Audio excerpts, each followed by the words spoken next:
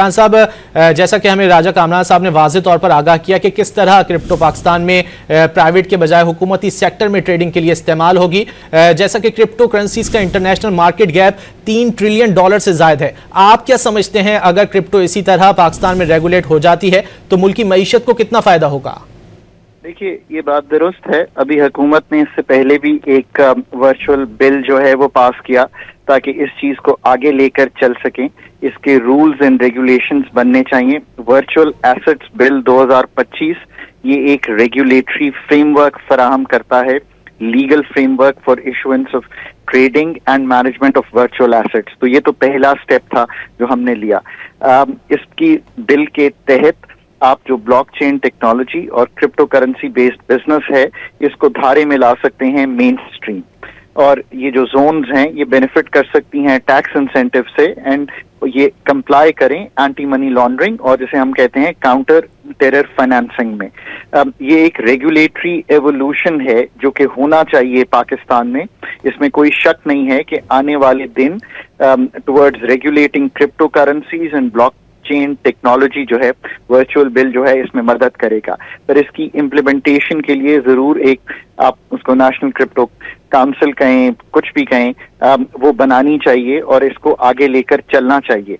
और इसके जो हमारे नॉन बैंकेबल लोग हैं इस वक्त जो जिनको हम वो नहीं कर रहे, उन पे एक अच्छा असर पड़ेगा और फाइनेंशियल इंक्लूजन के लिए इसमें ये मददगार साबित होगा। पाकिस्तान को इस दौड़ में पीछे नहीं रहना चाहिए और इससे मैं समझता हूँ बहुत लोग खाइफ हैं। इसकी तालीम और तदरीस भी स्टेट बैंक ऑफ पाकिस्तान को करनी चाहिए कि इसमें क्या economic opportunities of financial inclusion है, specially in the rural areas, और किस तरह ये financial solutions relying on beyond traditional जो इकोनॉमिक इंस्टीट्यूशंस हैं वो फराहम करते हैं।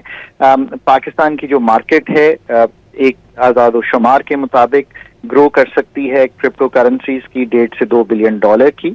और जो चैलेंजेस मैंने आपके सामने रखे हैं, फिर इसमें एनर्जी कंजम्पशन का बहुत बड़ा चैलेंज है क्योंकि जो माइनिंग ऑफ क्रिप्टो करेंसीज है ये कंज्यूम करती है लार्ज अमाउंट ऑफ जैसे कहते हैं इलेक्ट्रिसिटी।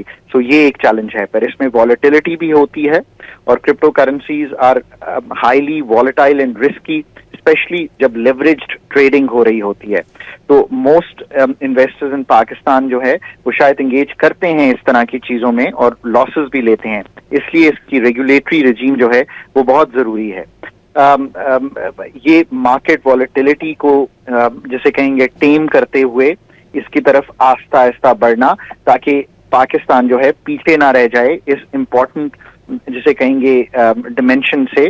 और इसके लिए इन्वेस्टर एजुकेशन जो है और स्ट्रेटेजिक मार्केट इंटीग्रेशन कैसे होगी, ये एक काम है स्टेट बैंक का भी और अथॉरिटीज का भी जो फाइनेंस में डील करती हैं, ताकि पाकिस्तान के जो फाइनेंशियल लिटरेसी है वैसे ही बहुत इम्प्रूव करने की जरूरत है, रिस्क मैनेजमेंट प्रैक्टिसेस को बहुत इम्प्रूव करने की जरूरत है, सिक्योर ट्रेडिंग प्लेटफॉर्म्स ये बनाने की जरूरत है जिसपे crypto based exchange traded funds काम कर रहे हों और लेवरेज कर रहे हों उस ब्लॉकचेन टेक्नोलॉजी को।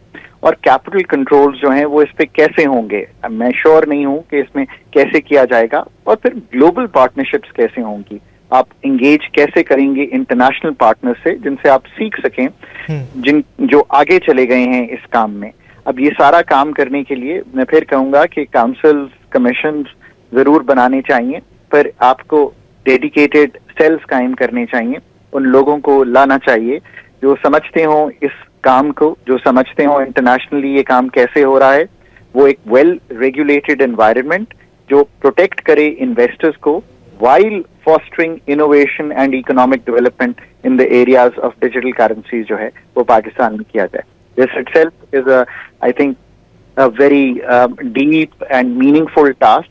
और काउंसिल के कयाम से एक तरह से आप जरूर एक राह या विजन दे सकते हैं, पर इन चीजों के फ्रेमवर्क को इम्प्लीमेंट करना, पाकिस्तान बहुत रिलाई करता रहा है कमीशंस और काउंसिल्स पे पिछले 77 साल में। मैं हमेशा कहता हूं कि चीजों को अमली जामा वो लोग पहना सकते हैं जो इन चीजों को प्रैक्टिकली डील करते हों और ऑक्यूपेशनली समझते हों, ना कि वो लोग जो कि आए और صرف اس پہ ایک ویژن اور ایک جسے کہیں گے فیوچر کی آؤٹ لک دے سکیں. جیسے کہ ابھی ہم نے آپ کے سامنے رکھا کہ اس کے چیلنجز کیا ہیں, اس کی اپرچونٹیز کیا ہیں, اس کا پاکستانی معیشت پہ امپیکٹ کیا آئے گا, پاکستانی معیشت پہ پوٹینشیل کیا ہے, کتنے لوگ ڈیل کر رہے ہیں, حکومت کی جانب سے کیا اقدامات کیے جاتے ہیں, کس طرح کرپٹو کو جو ہے وہ عملی جامہ پہنایا جاتا ہے. پاکستان میں ہمارے ساتھ ماہر معاشی امور خاقہ نجیب صاحب گفتگو کر رہے تھے. بہت شکریہ آپ کے وقت کا.